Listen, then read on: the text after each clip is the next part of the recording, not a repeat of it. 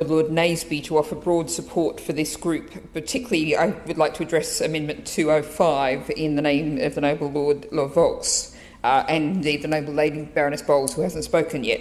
I think it's really worth highlighting how the Noble Lord Vox said, uncertainty and trauma. We have a society where people actually, every time they pick up their phone and look at a message, every time they pick up their emails, many people are thinking, I'm worried, is this right, is this wrong, any kind of official-looking email, is this something I should click or not? And that's where we actually are. And these amendments are seeking to address some of this. And I do think it is worth highlighting that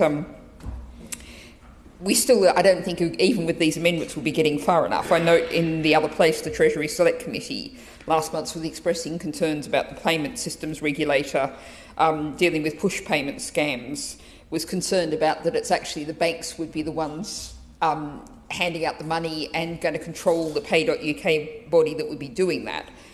And there is a real concern that this needs to be seen to be fair and rapid, and to take away some of that fear is the really key issue.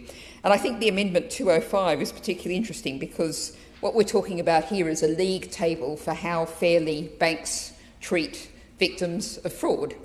And I couldn't help thinking of the comparison with schools. We have intensely scrutinised and detailed league tables for schools. Surely we can manage similar league tables for banks. Particularly, we've had a lot of debate in earlier days of this committee about the issue of whether we wish to encourage competitiveness or what. But surely, however much we might debate competitiveness, we can all agree on the idea of competition between banks and competition to see who's fairest to people who've been victims of crime would surely be a good area of competition that we could all agree on. So I think this may not go far enough, but at least there are amendments here which the government certainly should consider, and I think particularly 205, the league table.